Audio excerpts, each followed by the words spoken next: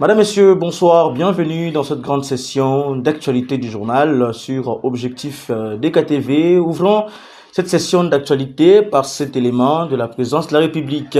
Lors du Conseil des ministres de ce vendredi 10 juillet 2026, le président de la République a instruit au gouvernement de déguerpir toute présence policière et militaire dans les différents sites miniers qui est en République démocratique du Congo. Suivons les porte-parole du gouvernement, Patrick Mouyaya, dans cet extrait.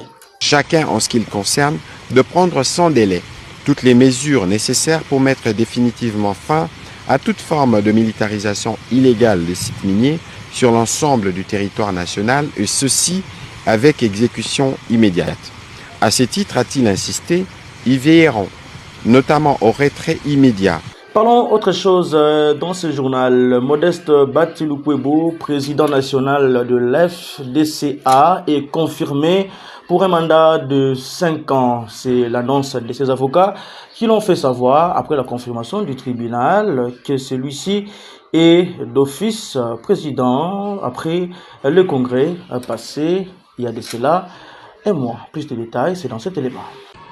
Le parti politique AFDC a, à travers ses conseils, saisi le tribunal de grande instance de Kinshasa-Gombe en confirmation des résolutions de son congrès tenu en date du 15 mars 2026.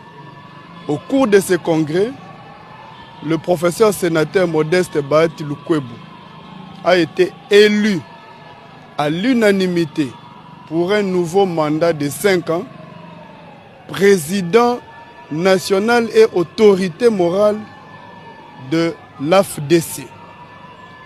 Ainsi, c'est ainsi que nous avons saisi le tribunal de grande instance pour qu'il prenne acte de cette élection.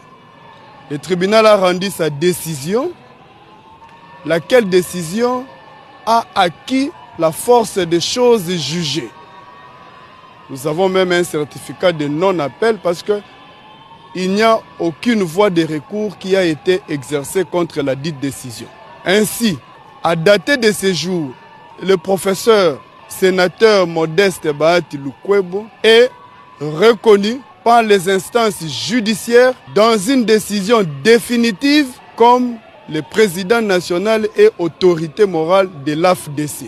À partir de ce moment, toute personne qui va s'hasarder de poser les actes au nom de l'AFDC, qui va s'hasarder d'agir sous prétexte du président national de l'AFDC, va tomber sous le coup de la rébellion. Parce qu'il y a une décision de justice. Comme la loi le dit, la justice est rendue au nom du peuple congolais, mais exécutée au nom de son Excellence, Monsieur le Président de la République, chef de l'État. À partir de ce moment, le professeur sénateur Batilukwebo a donc une décision de justice qui le réconforte à ses postes.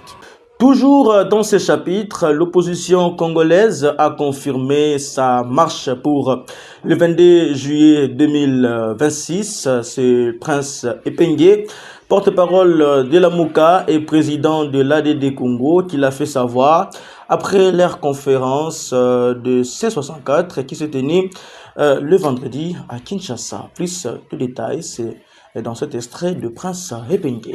De Bujumbura, nous avons dit au président ougandais, d'abord on a été répondre à son invitation et il nous a dit à substance que votre pays est menacé, votre pays est en passe d'être balkanisé, le Burundi aide le Congo, mais le Burundi n'est plus en mesure de continuer à porter le poids du Congo. Le Congo est trop grand pour que le Burundi puisse lui servir des points d'appui principaux. Et par conséquent, il nous a invités à parler avec les cas de Félix Tshisekedi pour trouver une solution, pour dialoguer. Nos délégués lui ont dit que nous, de l'opposition, on a toujours été disposés à parler.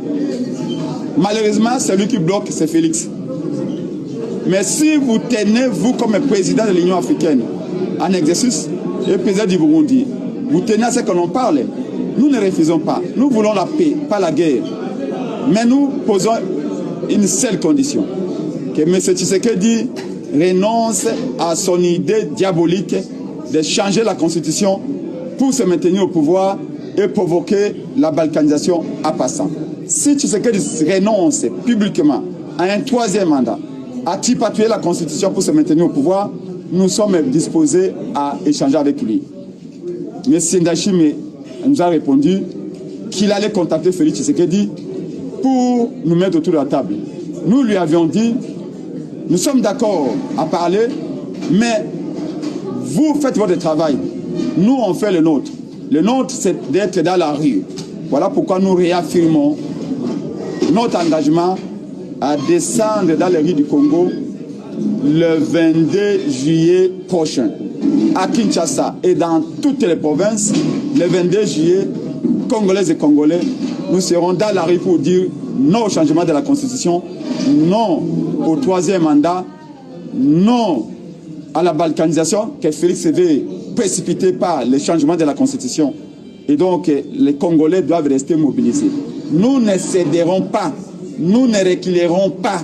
Tant que M. Tshisekedi n'aura pas pris la décision de renoncer et à la loi Ngondankoy, de renoncer au changement de constitution, nous non plus, nous ne reculerons pas.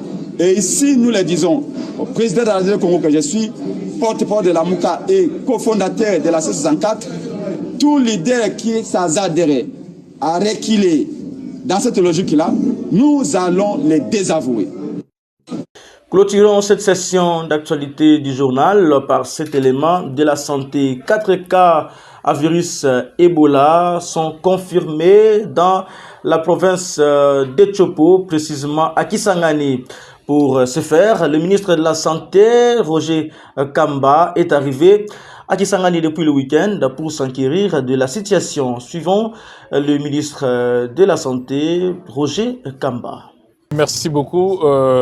Nous sommes effectivement à Kisangani avec le gouverneur, mais aussi avec toute l'équipe, du secteur de la santé, en commençant par le secrétaire général de la santé, l'inspecteur général de la santé, l'incident manager.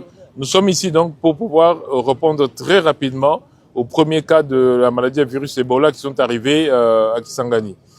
Je voudrais que la population retienne d'abord que les 4 cas que nous avons sont des cas importés, qui sont tous venus de l'Ituri. Mais n'empêche, étant donné qu'ils se sont retrouvés dans la ville de Kisangani, pris en charge dans la ville de Kisangani, nous considérons que la ville de Kisangani est touchée. Et donc, autant ce sont des cas importés, autant la surveillance de tous les contacts qui ont pu rencontrer ces cas doivent être suivis. C'est pour cela que nous sommes ici, pour monter toute la riposte, avec tous les différents piliers de la riposte, de telle sorte qu'on puisse rapidement contrôler la situation. L'idée ici, c'est de demander à la population de contribuer à cet arrêt de la propagation de la maladie, notamment en signalant tous les cas symptomatiques. Les personnes qui présentent de la fièvre doivent aller dans les centres de santé. Tous les médecins, tous les centres de santé sont informés que tous les cas doivent être signalés pour investigation. Et c'est l'équipe de la riposte qui verra si oui ou non on va faire le prélèvement. Mais nous sommes ici surtout pour mobiliser toute la communauté, parce que la riposte doit être prise en charge par la communauté elle-même. C'est par cette note de la santé que nous mettons fin à cette grande session d'actualité du journal. Mesdames, Messieurs, dites merci à l'équipe technique chapeautée par Welder Lutikeba. Vous qui nous avez suivis de partout en RDC, Mesdames, Messieurs, bonne suite des programmes sur les antennes de Objectif DKTV. Au revoir.